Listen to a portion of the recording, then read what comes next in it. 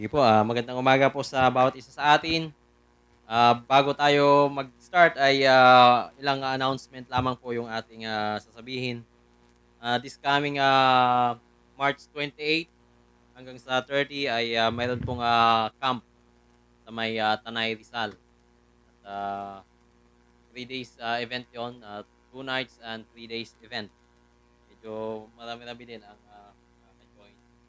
So pag-pray natin na maging successful po ito. Primarily para sa mga bata yung kuwan, kasi mga kids camp po ito pero kasama rin yung mga parents. So, ang tema is, "Teach us how to pray."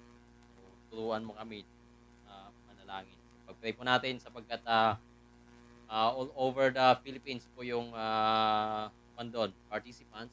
May mga manggagaling din ng, Mindanao, Visayas at maging dito sa Luzon.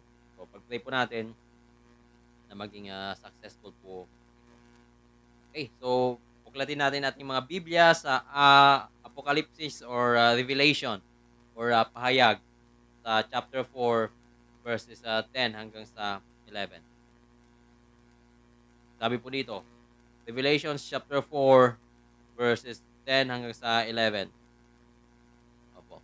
So ito po ay, future events, pero bilang mga mananampalataya, ito po ay, paghahanda po natin 'no, yung ginagawa natin dito tuwing araw ng Lord's Day ay, gagawin po natin throughout eternity. Ang sabi po dito, ang 24 na matatanda ay nagpapatira pa sa harapan ng nakaupo sa trono at sumasamba doon sa nabubuhay magpakailanpaman. At inihahagis nila ang kanilang mga korona sa harapan ng trono na nagsasabi, "Karapat-dapat ka, O Panginoon at Diyos namin, na tumanggap ng kaluwalhatian at karangalan at kapangyarihan, sapagkat nilikha mo ang lahat ng mga bagay at dahil sa iyong kalooban ay nabuhay sila at nalikha." So dito natin makikita ng ating Panginoong Diyos ay karapat-dapat ng papuri ng lahat ng nilikha. Higit lalo ng mga mananampalataya na katulad po natin.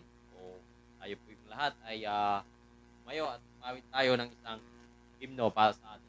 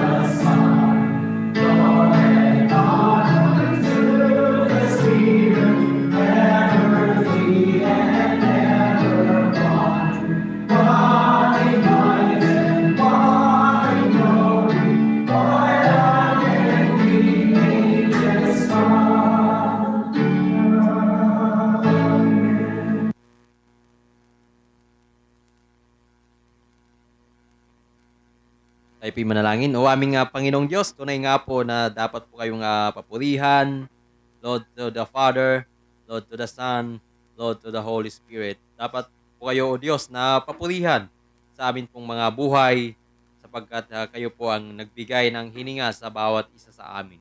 Tulungan niyo po kami, Panginoon, na sa araw po ng linggo ay tunay nga po na nagagalak po kami na magbigay ng papuri sa inyong kadakilaan, sa inyo pong pag-sustain sa amin sa bawat araw ng amin pong buhay. Tulungan niyo po kami sa amin pong pagsamba, sa amin pong pakikinig ng inyong salita at maging sa ah, mga buhay po namin ay tulungan po ninyo kami na may apply po namin ito po aming Panginoon Diyos. Salamat po. Ito pong aming samot dalangin sa matamis na pangalan ni Jesus. Amen.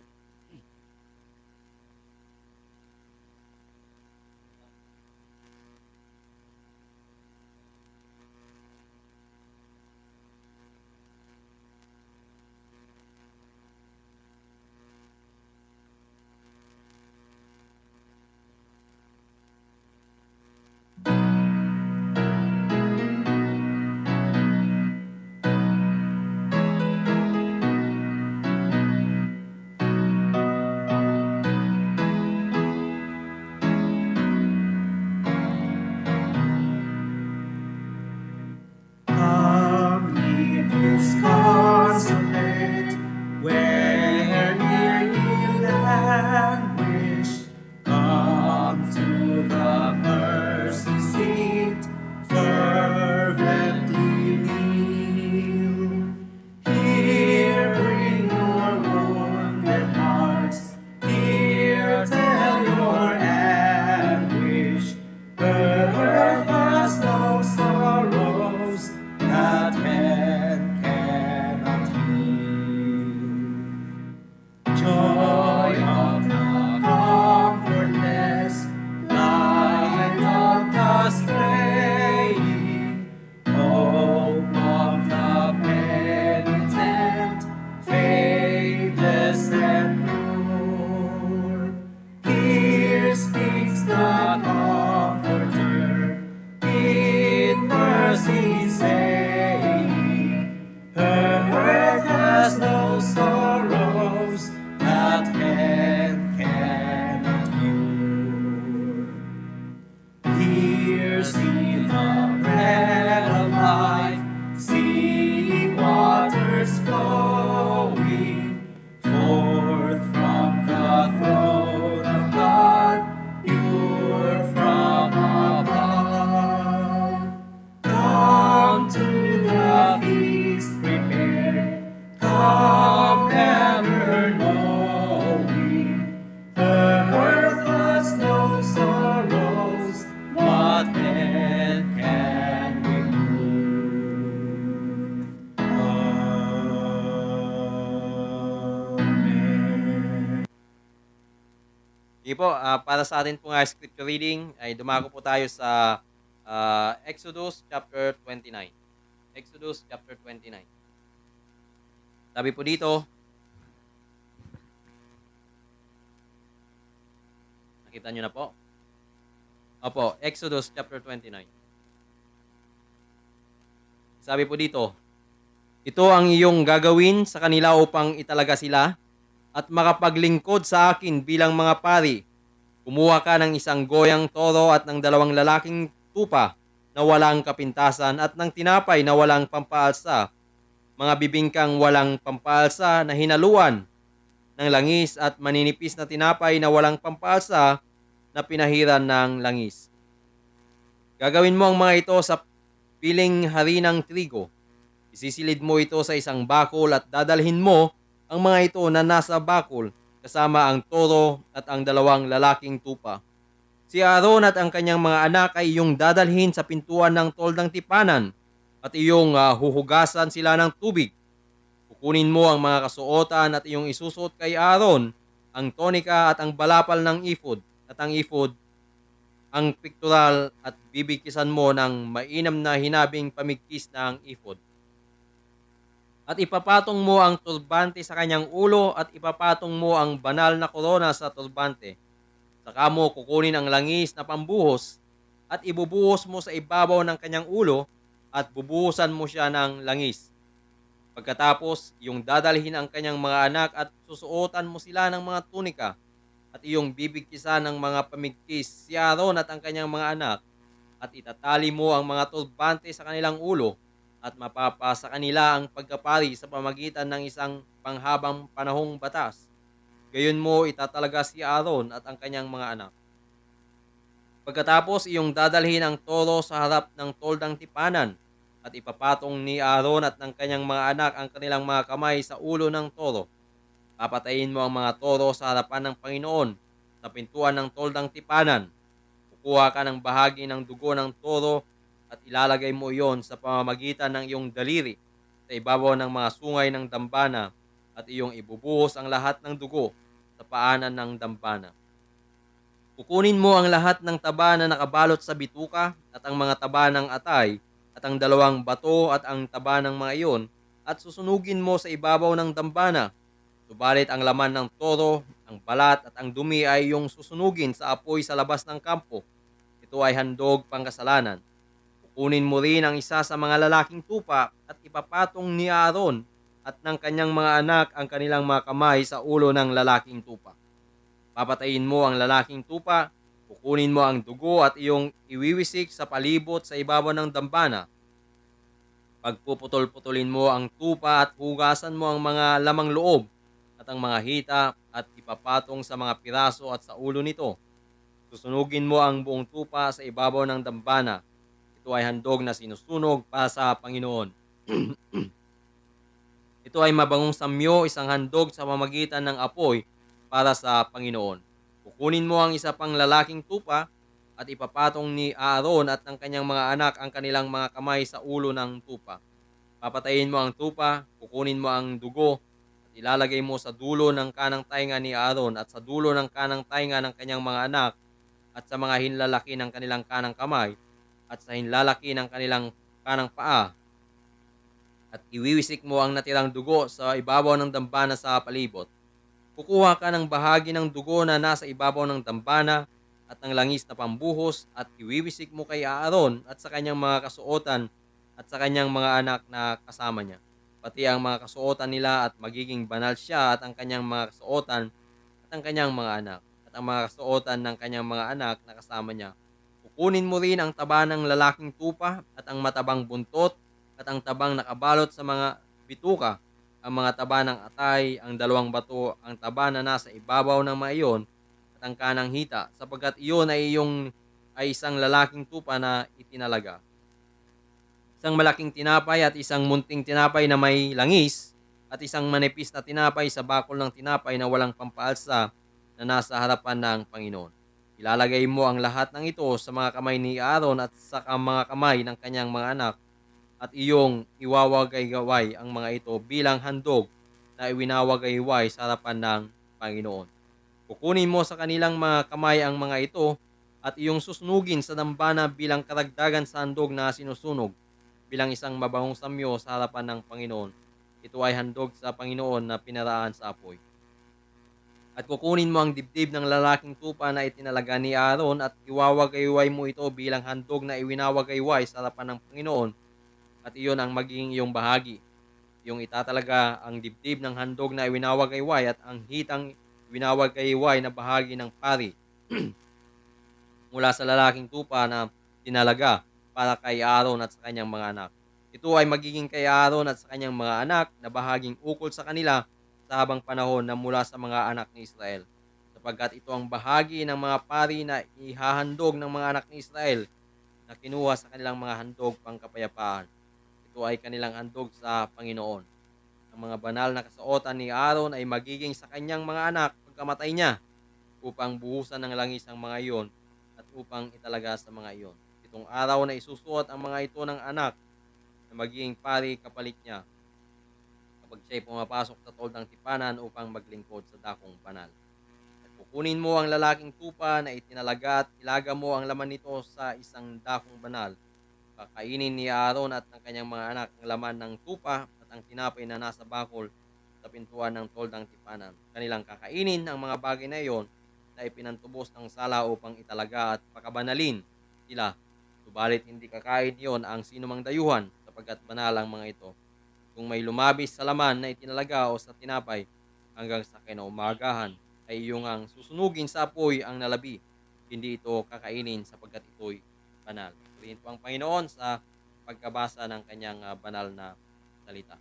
So ito po ay pumapatungkol sa pagtatalaga kay Aaron at sa kanyang mga anak bilang mga pari. So dito natin makikita ang isang katotohanan na ang Panginoong Diyos ang siyang nagtatalaga ng mga tao na magiging tagapanguna ng bansang Israel lalo na sa pag-aalay ng ah, mga sakripisyo, no, bilang pantubos sa mga kasalanan.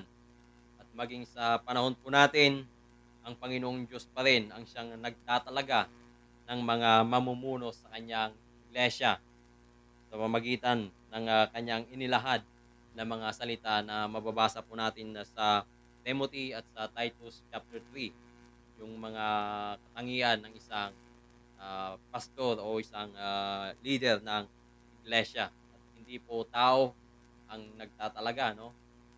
Hindi po tao ang nagtatalaga kundi ang ating Panginoong Diyos. So, confirm na lang ng mga tao kung yung tao, yung pastor, yung magiging pastor ba na yon ay naaayon doon sa description na sinasabi doon sa Timothy at sa Titus chapter 3. So, dito natin makikita na ang isang pagiging lingkod ng Panginoon ay hindi po dahil lamang gusto ng tao. I'm compelled na manguna bilang isang pastor, no.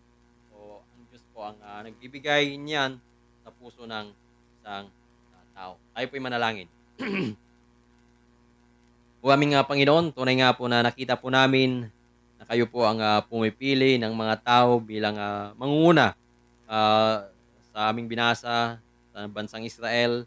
Kayo po ang pumili kay Aaron at sa kanyang mga anak. At sa panahon po namin, doon sa konteksto ng simbahan ng iglesia, ay kayo din po, Panginoon, ang pumipili ng mga lingkod po ninyo, mga elders, mga pastors to lead your flock. Nawa o Diyos, ang Herald of Grace, Covenant Bible Church of Cavite, sa inyo pong taktang panahon ay pagkalooban nyo ng additional elders na magiging kasama po ni Pastor Jeremiah. At sa umaga din po ito, amin din po tinataas sa inyo ang mga ministries na naganap this week, ang open air preaching and even sa fellowship na naganap kina Brother Jack Fernandez kahapon. Langit po namin na naway magkabunga yung mga pangangaral ng inyong salita and even sa mga nabahaginan ng mga babasahin. We also pray for this upcoming camp sa Tanay ngayong March 28 hanggang sa 30. There are different attenders coming from all over the Philippines. We're praying, O God, na kayo po ang mag-ingat sa kanila, sa mga sasakay sa eroplano, even sa sasakay sa mga barko. Kayo po ang tumulong sa kanila, sa mga magta-travel by land. Kayo din po ang mag-ingat sa mga drivers, sa sasakyan na nawa hindi po magkaaberya sa daan. We pray that this event ay talagang magbigay kaluwalhatian sa amin pong Panginoong Hesukristo. Ang iba pang mga ministries kagaya ng radio broadcast sa Dapitan at sa Kalamba, we pray for a fruit, nawa ay magkabunga ito sa lahat ng mga nakapakinig, and even sa Bible studies sa 13, at nawa ay madagdagan pa po ang mga Bible studies po na ito. Dito sa Bella Vista, we pray for more attenders, visitors, at tulungan niyo po ang inyong lingkod na nawa ay maging aktibo sa mga pagbabahagi ng inyong pong salita dito sa lugar po na ito ng subdivision. And we continue to lift up unto you ang mga buntis sa amin pong kalagitnaan, Sister Hannah, Sister Glory Ben, and even sa mga may mga karamdaman, we pray for continuous healing kay Kuya June, na nawa ay maging maayos po siya. Brad, we pray for more patience in dealing with his father. At ganoon din po, Panginoon, ang nalalapit na Church Covenanting sa June 29 sa Davao City. nawa ay kayo din po ang tumulong, maging edifying ang visit ko na ito doon sa Davao. Mga ministries, kayo din po Panginoon ang tumulong at tumulong upang maitaguyod ang mga gawaing ito at ang mga pangangailangan ng mga outreach at maging kay Brother Lito sa Cebu. Kayo po Panginoon ang tumulong din sa kanya pong mga evangelistic endeavors. Dalangin din po namin ang patuloy na paglago ng bawat isa sa amin sa communion with you, sa pagbubulay-bulay sa inyong salita, o aming Panginoong Diyos. Sa mga naghahanap po ng trabaho, we pray for your provision para sa kanila. Nawa ay tulungan niyo po ang mga kapatiran din na may mga pinagdadaan ng mga pagsubok. Nawa ay patuloy lamang sila na tumingin sa amin pong Panginoong Hesus Kristo. Sa mga may mga pasanin, mga spiritual struggle, please help us to continue to persevere despite sa mga trials, mga dryness sa amin pong mga buhay. Salamat po at dalangin din po namin ang pagliligtas niyo ng mga kaluluwa sa amin pong kalagitnaan. Tulungan niyo din po si Brother Henry sa paghahayag ng inyong pong salita ngayong araw po na ito. Nawa ay tulungan niyo po siya, tulungan niyo din po ang mga nasa upuan na makikinig ng inyong pong salita. Salamat po aming Panginoon. Ang aming samot dalangin sa matamis na pangalan ni Jesus. Amen. Sige po, dumako tayo sa ating pagkakaloob.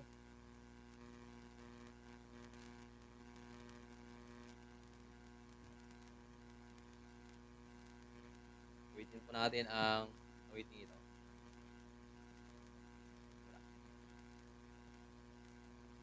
Kailangan po.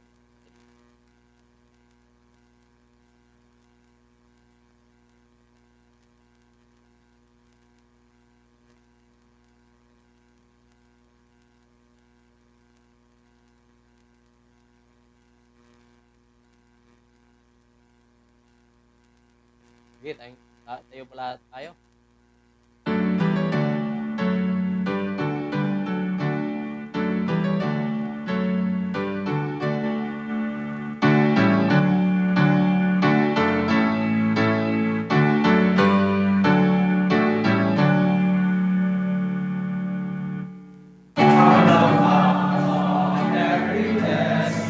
Tune my heart to sing thy praise.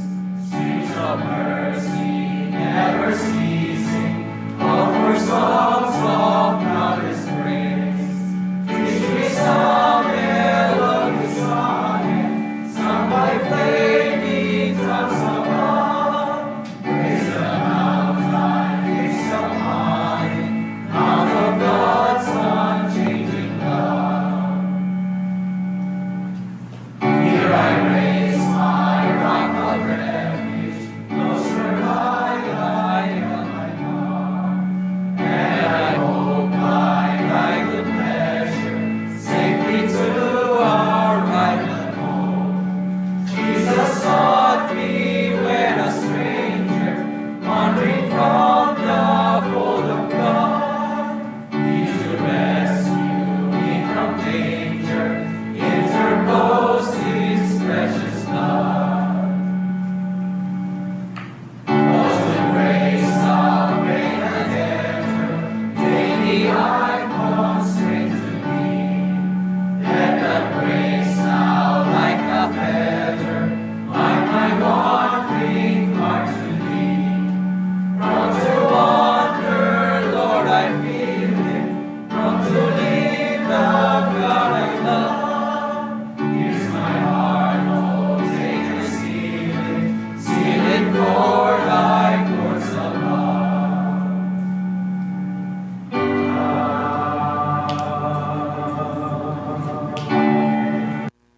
Tayo po manalangin.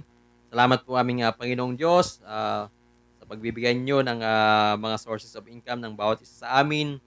Nawa ang nalikom na kaloob at ikapo ay magamit para sa kalalawak ng inyong pong gawain po aming Panginoong Diyos. Tulungan niyo po kami na maging mapagpasalamat sa lahat ng mga pagpapala po ninyo and even sa mga challenges ninyo pong pinagkakalob sa amin.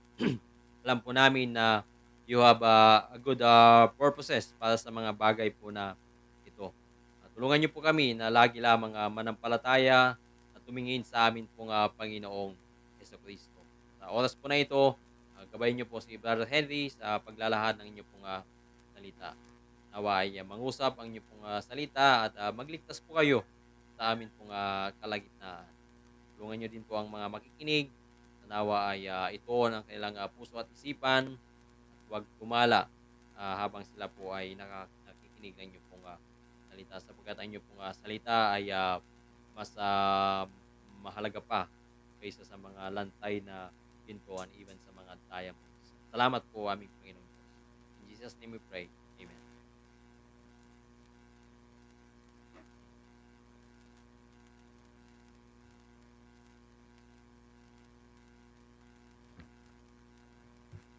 Muli po, tayo po ay nagpapasalamat sa ating Panginoon sa pribileyo na pinagkaloob niya para makapangaral ng Ebanghelyo ng ating Panginoong Jesucristo. At sa aklat po ng Mateo, buksan po natin yung ating mga Biblia. Hindi po muna natin natutuloy yung ating series sa aklat ng Lucas, kundi sa aklat po ng Mateo, tayo magkakaroon ng pag-aaral sa Mateo 10, Matthew chapter 10, verse 22. Aklat ng Mateo 10:22, sabi po dito,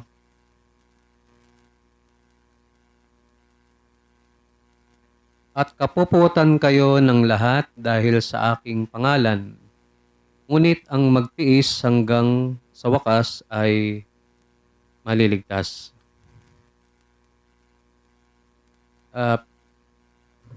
Tayo po muna ay manalangin at hilingin ang tulong ng Panginoon. O Diyos, kami po ay lumalapit sa inyo ngayong umaga na samahan niyo po kami, Panginoon, sa pag-aaral ng inyong pong mga salita.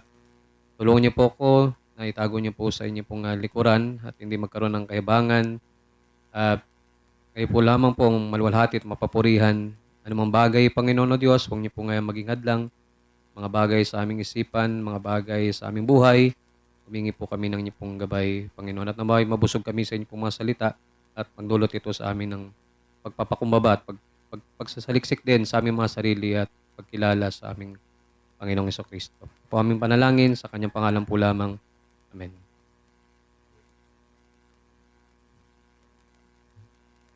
Kamakailan po lamang ay meron pong nag-viral na isang matanda, kaawa-awang matanda sa kanyang kalagayan. Siya po ay kumbaga sinagasaan ng isang motorsiklo doon sa isang kalsada sa isang barangay po sa probinsya ng Ilocos, yung probinsya po ni Sagani. At yung matanda ay talaga pong nasaktan din. Hindi naman po ganun kagrabe pero ngunit siya po ay nasaktan. Dahil kumbaga talaga naman pagka kinalad ka o binunggo ka ng motor, ay posibleng hindi ka masugatan. Bagamat nakakalito po kung sino talaga yung nakita po natin dito yung galit yung motorista na bumundol doon sa matandang dalaga. Bagaman nakakalito po kung sino po talaga sa kanila yung binabanggit na hater o napopuot sa bawat isa. Sapagkat habang humingi po ng saklolo yung matandang dalaga sa isa pang motorista, habang siya'y kumakausap kasi umalis na po yung bumundol sa kanya eh. So meron po siyang kinakausap na isang motorista uli. Hindi ko po alam kung yun ay opisyal ng barangay din. Ay habang nakikipag-usap po siya, nagpapaliwanag nung kanyang nangyari sa kanya, pagkat siya nga po ay binundol, ay meron po uling dumaan na iba pang motorista. At habang siya ay kinakausap nung nagrereklamo nga siya tungkol sa nangyari sa kanya, meron uli siyang binato na another na isang motorista. Kung napanood niyo po yon. So, meron talaga po siyang gawi na ganoon na meron palang pinagmulan yung kanyang bagay na kanyang ginagawa at talaga raw po itong matandang dalaga ay naging problema na doon sa kanilang barangay sapagkat binabato niya talaga yung mga dumadaang motorista dahil daw po ay siya'y naiingayan sa gano'ng mga bagay. So merong dahilan kaya rin nangyari na nag-init yung motorista na ng bundol sa kanya. Na hindi naman po natin sinasabing tama yung ginawa noon, ngunit meron pong naging dahilan. So nalilito po tayo dun sa dalawa kung sino na ba talaga yung hater dun sa dalawa sapagkat yung isa ay gumawa ng bagay para siya ay magawan ng ganun ding pagkapuot ng motorista. Ngunit yung mga bagay po na yung halimbawa po natin, nalilito po tayo doon dahil pareho po silang gumawa ng pagkapuot sa isa't isa. Ngunit dito po sa ating talata na ating binasa, yung mga bagay po dito na tinutukoy ng Panginoon o yung binabala ng Panginoong Jesucristo sa kanyang mga alagad, mga apostol o mga tao ay hindi po biro o hindi po maliit na bagay. Po yung katotohanan at ito po ay nangyayari noon pa man na binabala ng ating Panginoon at ganoon din po sa ating kasalukuyan. Saan man sulok po ng mundo, meron pong, o saan man sulok ng mundo may naninirahan o napapadpad ang tao ng Diyos, meron po siyang kinakaharap na pag-uusig o pagkapuot laban sa mga tao. Meron pong meron pong kumbaga yung topic natin po ngayon ay tumutukol po ito sa hatred o pagkapuot. Sabi po dito, ano raw po ba yung hatred o pagkapuot? Sinearch po natin sa Google, ang binabanggit ay sa English ay intense dislike or disgust or the emotions of intense dislike, hindi pagkagusto. At may binabanggit doon talagang yun ay masidhi o intense na hindi pagkagusto sa isang tao. O sabi dito, a feeling of dislike so strong that it demands action. Kagaya nga po siguro, yun ano, di ba? Sa kanyang pagkapuot, talagang yun ang ginagawa ng matanda. Pinupukol niya talaga kung sino man yung ano. At wala na siyang pakialam doon kung madisgrasya man yun nung sa kanyang ginagawa sa mga dumadaan na mga motorista. Kaya nga dagdag pa ng ating Panginoong Jesucristo sa Matthew 10:17, pag inakyat po natin 'yon, inakyat po natin sa Matthew 10:17 pag umangat po tayo. Sabi po doon, mag-ingat kayo sa mga tao. Ganun po kaseryoso yung mga bagay na ito sapagkat yung pagkapuot na 'yon ay yun nga po, 'di ba? Nagde-demand ng isang aksyon.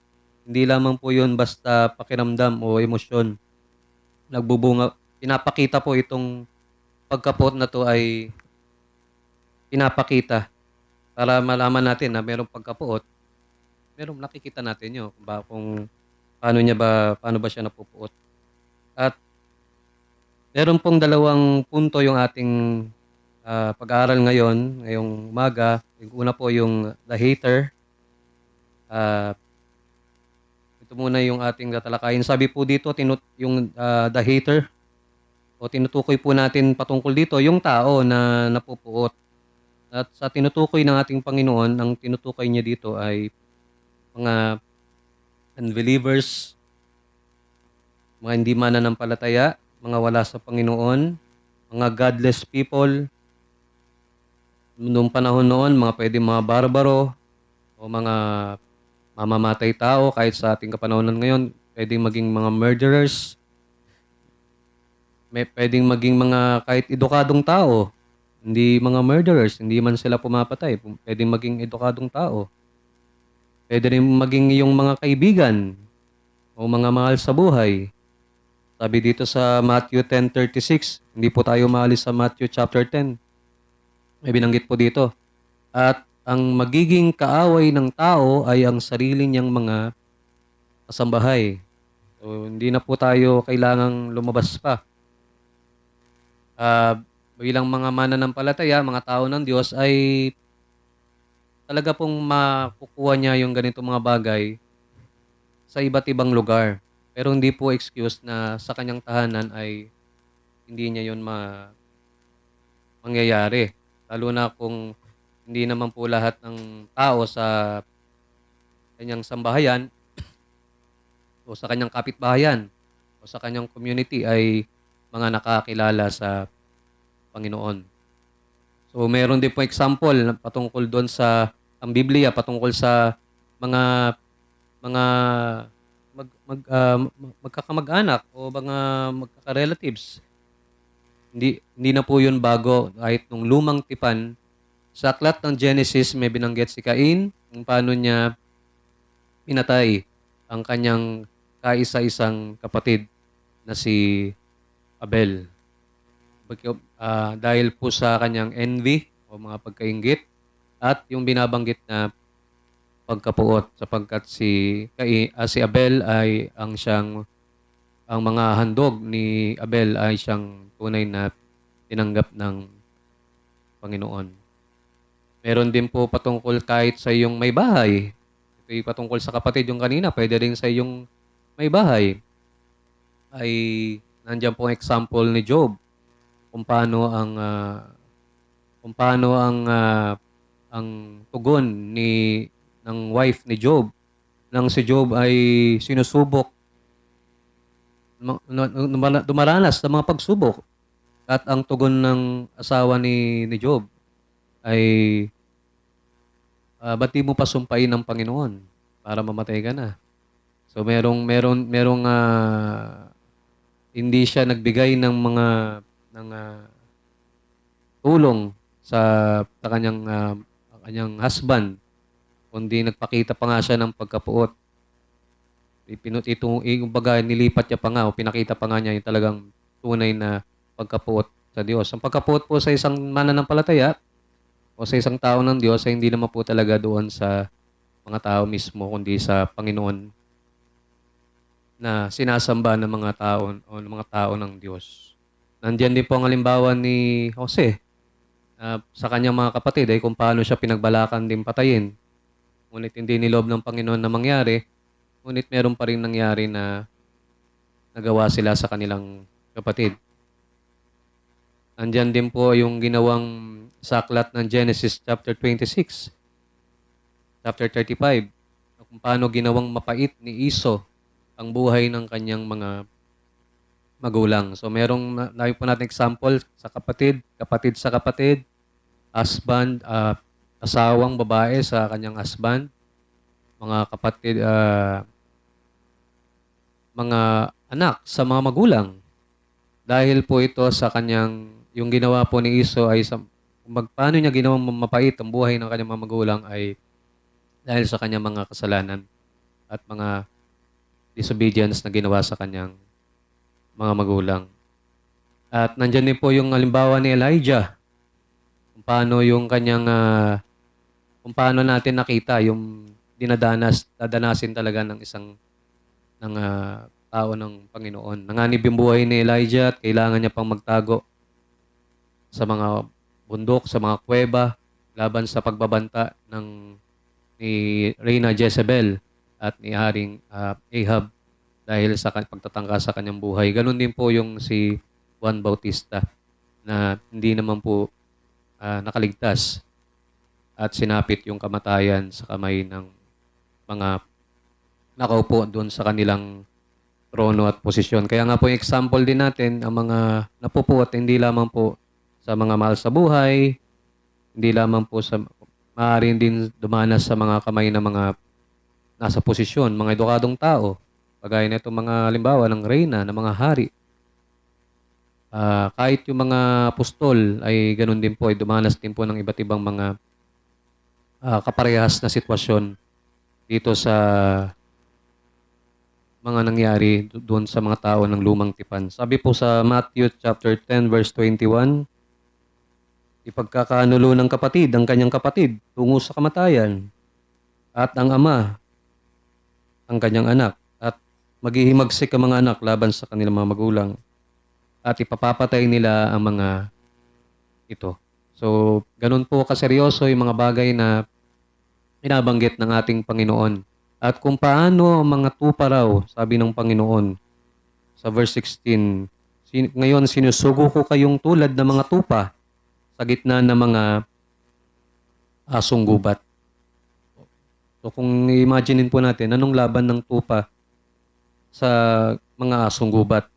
O ganun po yung lagay ng ganun ginahalimbawa ng Panginoon yung mga tao bilang mga asong gubat na tunay na yung puot doon sa, 'di ba, kung paano po talagang gustong kainin ng mga mababangis na hayop na ito yung isang tupa kung makatagpuan nila sa gitna ng kagubatan o sa isang lugar, eh ganun po yung binaalimbawa ng Panginoon ng pagkapuot ng mga tao, mga godless people o mga tao na umaayaw sa Diyos laban sa kanyang mga tao. At bakit po nila ito ginagawa?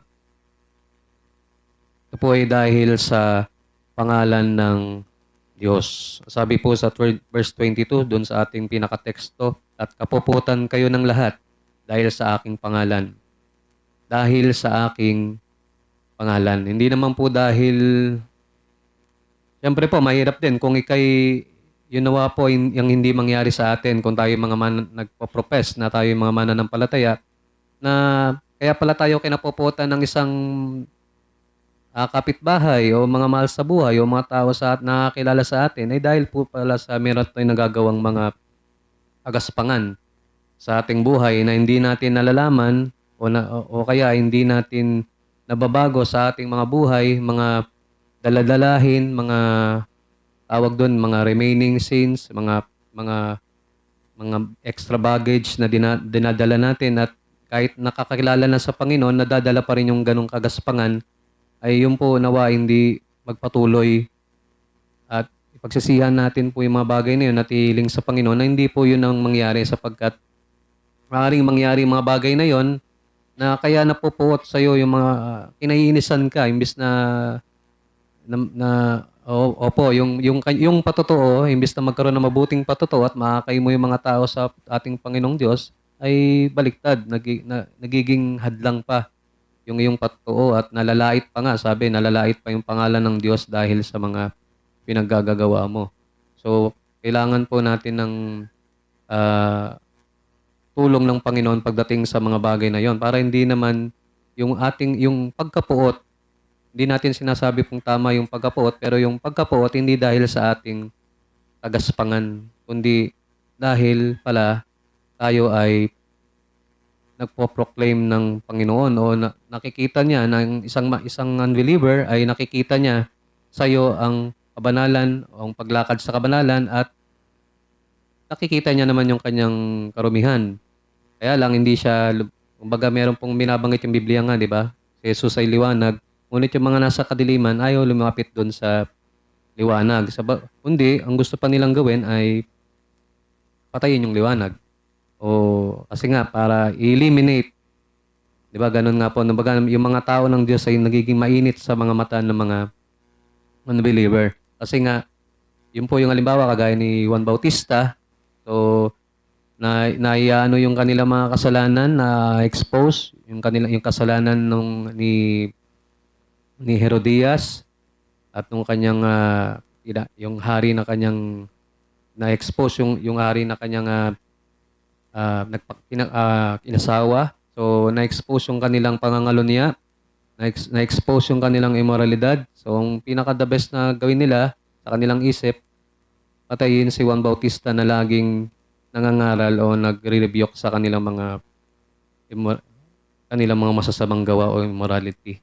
So, yun po so bilang mananampalataya, dahil nga po sa pangalan ng Diyos, kung yung pinoproklama, yung pinopropes, si Kristo ang na-highlight sa buhay mo, kung naninindigan ka para kay Kristo, ay wag po tayo magtaka. Talaga pong dadanasin natin yung hatred na binabanggit o matinding pagkapuot ng mga tao. At nalalaman po natin ng Diyos ang kanilang kinapupuotan.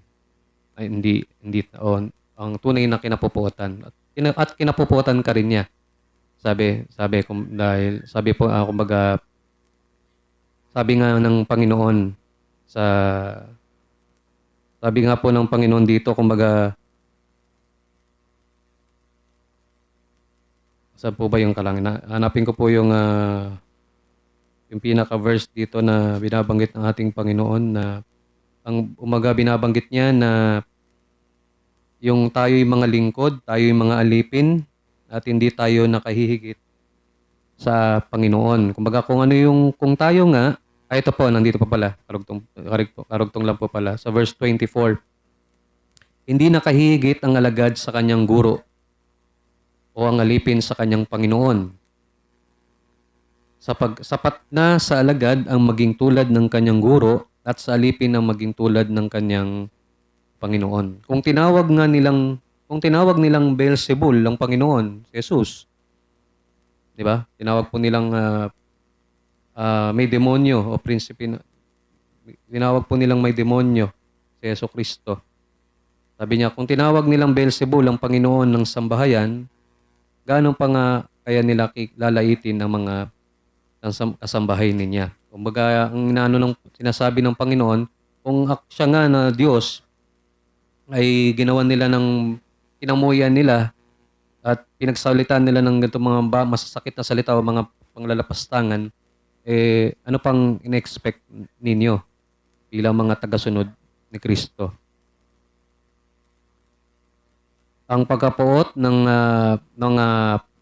hindi mananampalataya kay Kristo, kay mga hindi mananampalataya sa mga mananampalataya, ay nalalaman po natin na ito rin ay gawa o pagkilos ng diablo. Bilang mga anak, ang binabanggit po ng Biblia patungkol sa mga godless people o mga hindi kumikilala ng Diyos, hindi kumikilala sa Diyos, ay mga anak ng diablo.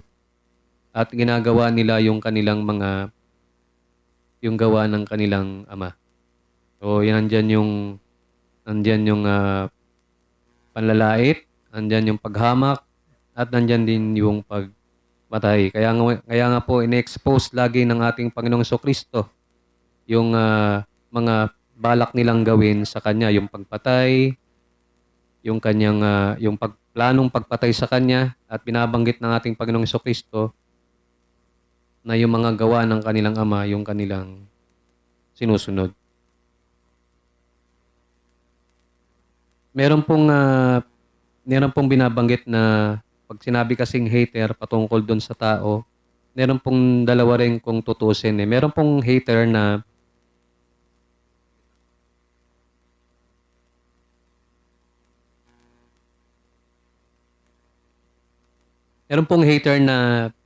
active o yung maingay.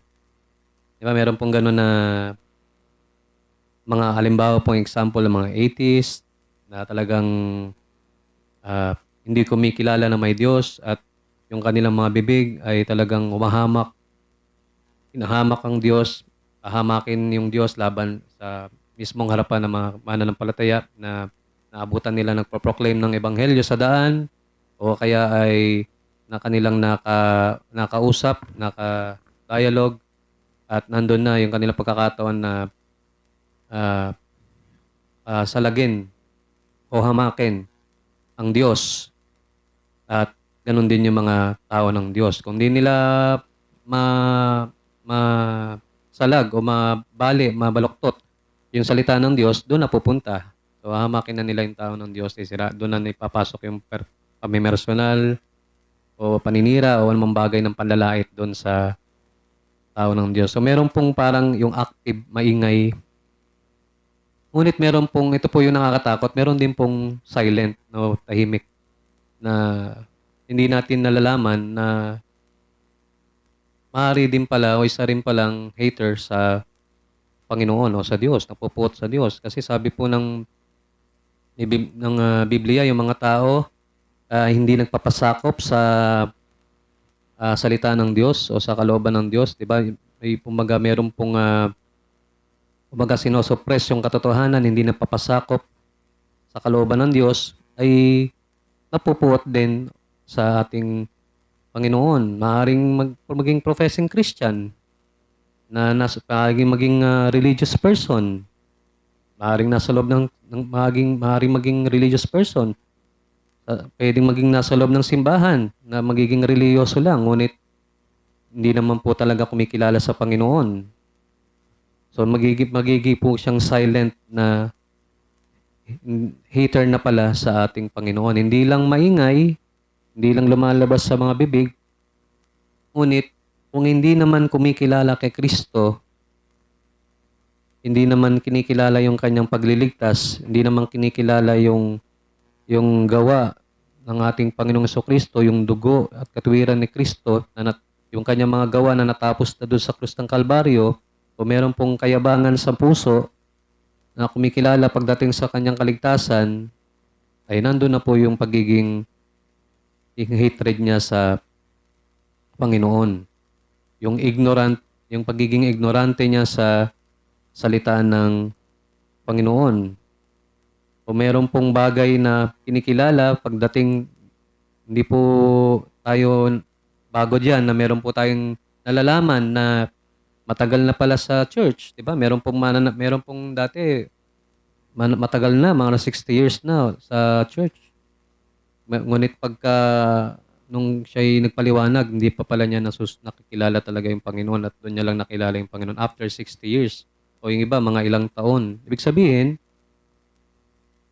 matagal siya sa loob ng church, ngunit hindi niya tunay na kinikilala yung ating Panginoong Kristo. So bawat hindi kumikilala sa ating Panginoon, tayo po ay meron daw pagkapuot laban sa Diyos.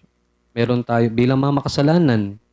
Ang bawat gumagawa ng kasalanan ay napupuot doon mismo sa Diyos na ginagawa ng ating kasalanan. Ang mga active people ay yung binabanggit natin yung una na kinds ng hater ay maaaring mag-accuse din sa yung mga aktibo, maaaring mag-accuse sa mga ito po pala nakalimutan ko idagdag. Yung mga active people, yung binabanggit natin na maaaring maging maingay sa pagsalag o pag-akusa sa ating Panginoon at sa kanyang mga tao ay maaari din pong maaaring mag-akusa.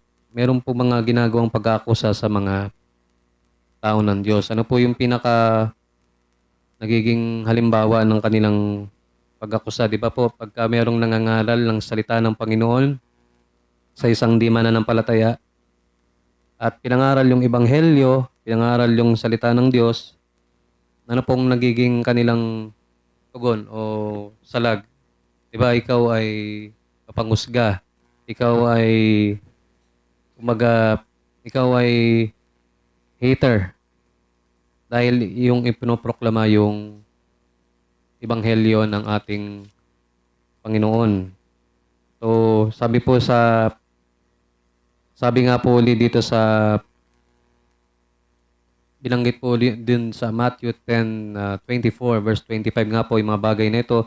At sabi nga po, kung naranasan ng Panginoon ng ganitong mga bagay, ay hindi po yun bago sa mga tao ng Diyos. So kung meron silang pagkapuot laban sa ating Panginoon, kung paano yung mga tao ay merong pagkapuot laban sa Panginoon sapagkat meron po ilang mga bagay o silang nakikita sa ating Panginoong Kristo. Dahil ang ating Panginoong Kristo at ito rin yung nakikita, yung binabanggit po natin, na kaya po yung mga active na mga haters doon sa mga tao ng Diyos sapagkat kung paano nga sila napupuot doon sa mga tao ng Diyos kasi ganun din napupuot dati o hanggang ngayon yung mga tao laban sa ating Panginoong Kristo sapagkat pinoproclaim ng Diyos ni Jesus, pinoklaim niya yung kanyang katotohanan, yung mga patungkol sa katotohanan, yung patungkol sa Diyos, patungkol sa kanyang kaharian, patungkol sa ebanghelyo, patungkol sa kaligtasan sa pamamagitan ni Kristo, pamamagitan niya. Inire-reveal niya rin yung mga kasalanan at yung kalagayan ng tao at dahil dito nasasagasaan yung kayabangan ng tao, kagaya ng mga Pariseo, ng mga eskriba. So, na-expose yung kanilang kasalanan, hindi nila yon matanggap. So, kaya nagkakaroon sila ng matinding pagkapuot laban kay Kristo. Diba? sino ba 'to? At kumbaga parang, ang tingin nila ay si Jesucristo pa nga yung tingin nila na parang gano'n na gumagawa ng, ah, pagiging, yung hypocrite, magiging gano'n. Kumbaga binabaliktad nila, gano'n ang nagiging tingin nila kay Jesus. At meron ding isang banda ng katotohanan na nakikita nila na yung binabanggit ng Panginoon ay katotohanan, na nire-reveal yung kanilang kalagayan at paano yun nalalaman ng isang tao na kagaya ni Jesucristo. Sapagkat hindi nga lamang po siya isang tao, kundi siya ay Diyos at siya ay tao. Pangalawa, meron pang sumunod, si Jesucristo ay lumalakad sa kabanalan at sa katuwiran. At kagaya nga po ng binanggit natin kanina, bilang mga nasa kadiliman, ay ayaw, imbis na tayo lumapit sa liwanag, ay ayaw natin doon sa liwanag. Tayo gustong magpatuloy sa kadiliman, kaya yung nagsisilbing liwanag na yon ay gustong gawa ng paraan para patayin o hindi tuluyang magliwanag sa kanila. At bilang mga anak nga ng kadiliman o anak ng kaaway, ng Diablo, sabi ng Biblia, hindi matagalan ng isang hindi mananampalataya yung mga bagay na yon. Na-experience po yan ng ating Panginoong Jesucristo. Yung mga bagay po na ito, na-experience ng ating Panginoong Jesucristo laban sa mga tao. Kaya nga po siya ay merong mahigpit na babala laban sa mga tao niya, laban sa kanya mga alagad. Sabi po uli sa verse 25, ulitin po natin, sabi dito, o sa verse 24 hanggang 25 ng Matthew chapter 10, hindi nakakahigit ang alagad sa kanyang guro o ang alipin sa kanyang Panginoon. Sapat na ang alagad ang maging tulad ng kanyang guro at sa alipin ang maging tulad ng kanyang Panginoon. Kung tinawag nilang Beelzebul ang Panginoon ng sambahayan, gaano pa nga kaya nila lalaitin ng mga ang kasambahay niya. Sa katotohanan, mga kaibigan, mga kapatid, hindi lamang po yun yung mga naranasan ng ating Panginoong Jesucristo. Yung mga bagay po na ito ay tunay na tiniis ng ating Panginoon. Yung mga pangahamak na mga ginawa ng mga Pariseo, ng mga eskriba, ng mga Hudyo. At kahit ngayon, yung mga tao na gumagawa ng kasalanan laban sa Diyos, ay ito'y ginagawa natin laban sa Diyos at hindi sa tao. Yung mga lahat ng uri ng kasalanan at pagsuway. Hindi lamang po yun yung mga tunay na naranasan ng Panginoon. Kahit yung mga pagtatraidor o pagtaksil ng mismong kanya mga apostol, ni Judas, kahit yung ginawa ni Pedro na pagkakaila sa kanya, ay ito'y isang uri din ng kasalanan na dinanas ng ating Panginoong Jesucristo. Bagaman pinatawad niya si Pedro, ay tunay na ito'y dinanas ng ating Panginoong Diyos, ng ating Panginoong Jesucristo. Ngunit ang pinakamatindi pong dinanas ng ating Panginoong Jesucristo, kung ating pinag-uusapan yung hatred, ay yung hatred ng Diyos sa kasalanan. At meron nga pong tanong, may cellphone ko, yung cellphone nandyan. Meron nga pong binabanggit na katanungan na ito po yung nagiging nalilito yung mga tao. Sabi po dito, kung babasahin po natin, saglit lang po.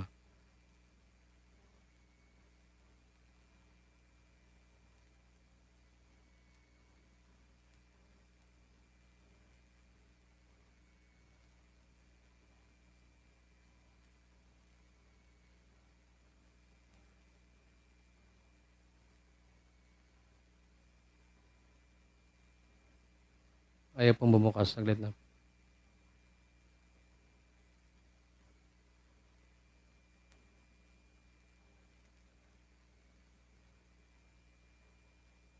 Sabi po dito, is it true that God loves the sinner but hates the sin? Totoo raw po ba yun na ang Diyos ay iniibig ang mga makasalanan, ngunit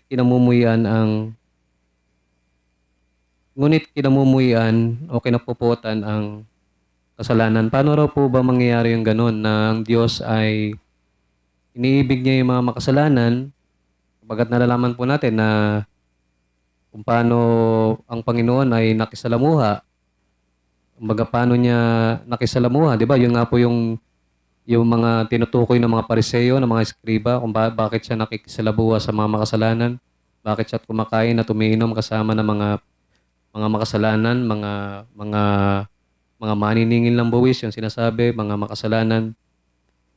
Kaya nga po merong tanong, totoo raw po ba ng Diyos ay iniibig ang mga makasalanan, ngunit kinamumuhian naman yung kasalanan? Paano po nangyari yon? Baga, meron pong ganong mga tanong. Nagkokontra daw po ba yung ganong katanungan? Para siyang kontra, 'di ba? Pag tinanong po natin, para po siyang kumbaga iniibig niya yung mga makasalanan, ngunit kinamumuhian niya naman yung kasalanan. So para pong pag inisip natin parang nakakalito, paano po 'yun nangyari?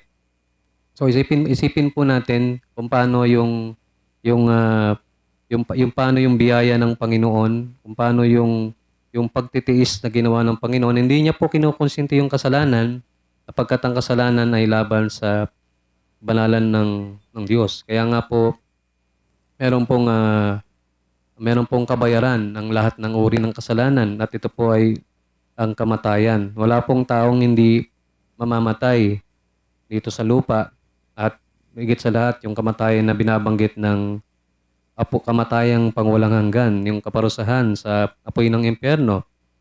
Ng tao bilang mga makasalanan ay automatic nagmamarcha papunta ng apoy ng impyerno.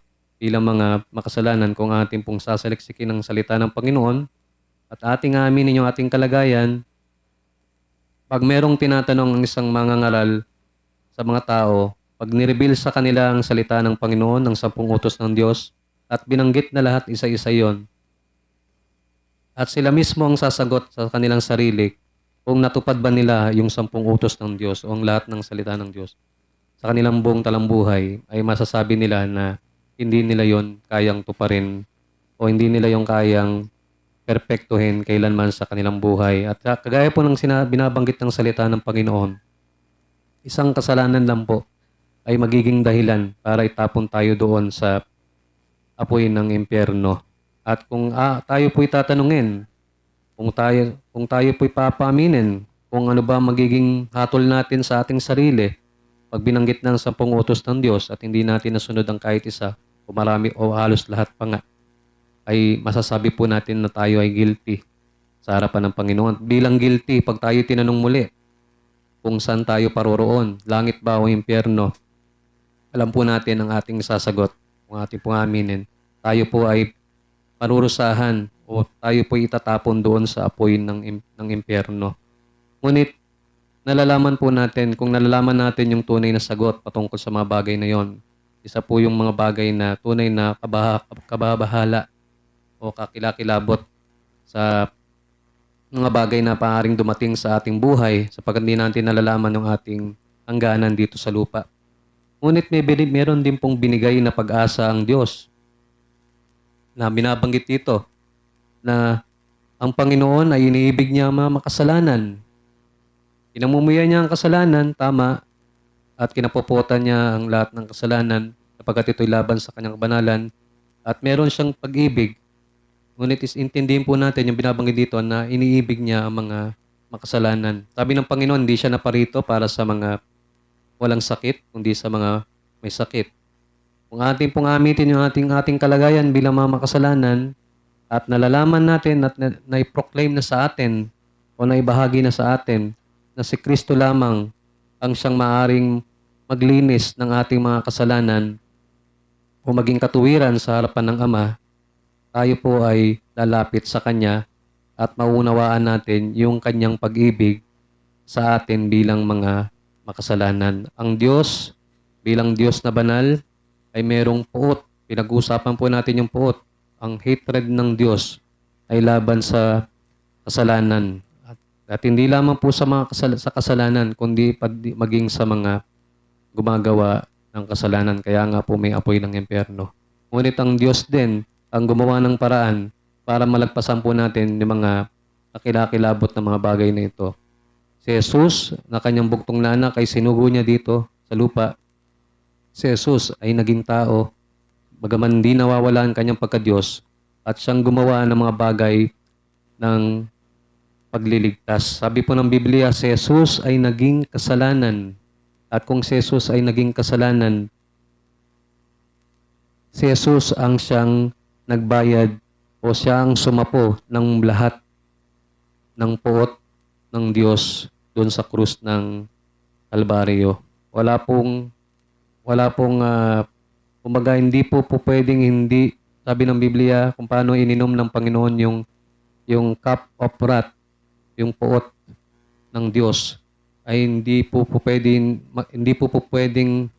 magbigay itira para sa atin o magkaroon tayo ng bahagi pagdating sa ating kaligtasan. Kailangan yun gawin lahat ng ating Panginoong Jesucristo upang maging lubos yung ating katuwiran o kalinisan sa harapan ng Panginoon. Kaibigan, kung wala ka pa sa Panginoon, o makita mo yung ating kalagayan, yung ating application sa ating mga pinag-aralan, nawa makita po natin sa mga mananampalataya, makita natin yung mga babala ng ating Panginoon. Hindi na tayo maging magtataka o maging laging nagugulat pagdating sa puot na maaari nating danasin. Hindi lang yan expect natin sa labas, kundi kahit sa loob ng ating tahanan o sa ating mga mahal sa buhay. At nawa bigyan tayo ng Panginoon ng pag-iingat at bigyan tayo ng wisdom. Sabi ng Panginoon, di ba, maging matalino ang gagaya ng serpent, maging ahas o ngunit magkaroon din ng kaamuhan kagaya ng mga kalapate. At sa mga wala pa sa Panginoon, naway makita mo, kaibigan, yung binabanggit dito na iyong kalagayan. Kung meron kang pagkapuot, napupuot ka laban sa mga tao ng Diyos, ay nawa sa ipagsisiyan mo yung mga bagay na ito, alalahanin mo. Kagaya ng binanggit ng Panginoon, si Pablo, nung sinaway siya ng ating Panginoong Jesucristo, hindi ang ating Panginoong Jesucristo, sabi ng Panginoon, hindi siya, kumbaga sumisipa siya sa isang matulis na bagay. At yung ginagawa ni Pablo ay magdudulot sa kanya ng sakit o kapamakan. Siya rin ang masasaktan. Kung ikaw ay laban sa mga tao ng Diyos, hinahamak mo ang mga tao ng Diyos, alalahanin mo na ikaw ay nag-iipon ng puot at ng galit ng Diyos. Ang Diyos ang iyong nagiging kaaway at hindi yung mga tao niya at isang kahangalan na makipag-away sa isang Diyos na makapangyarihan at dakila sa lahat.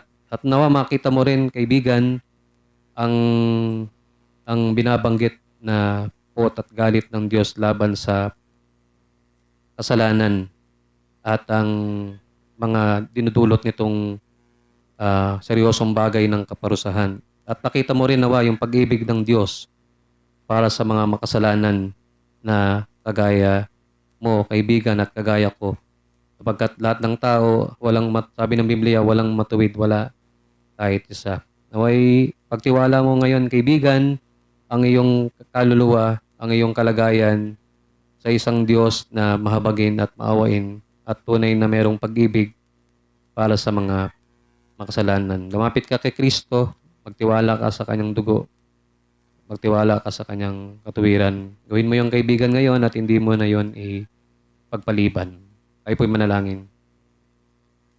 Salamat, Panginoon, sa inyo pong tulong sa akin at sa amin sa umagang ito na mailahad ang aming pag-aaral patungkol sa pagkapuot ng tao at lalong-lalo na, Panginoon, yung puot ninyo, O Diyos, na yung puot ng tao maaaring magdulot sa amin ng kapamakan at ng kamatayan.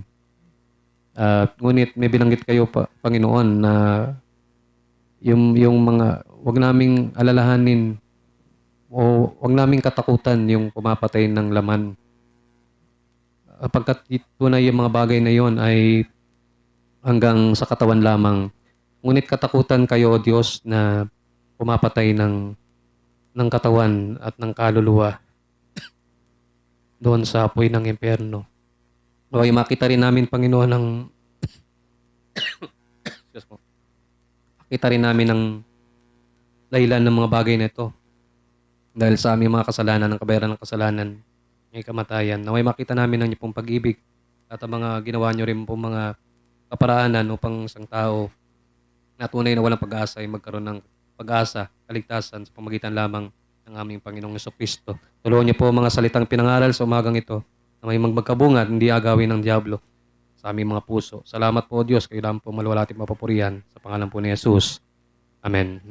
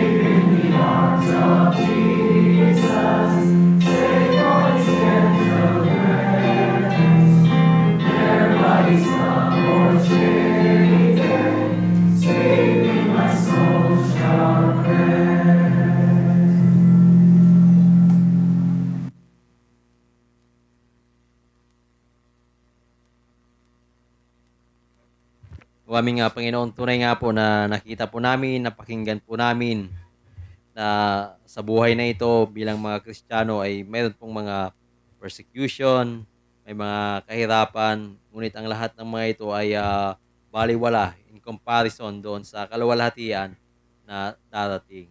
At sa mga wala pa po sa inyo, dalangin din po namin na nawa ay makita din po nila ang inyo pong biyaya ng pagliligtas sa kanila pong buhay.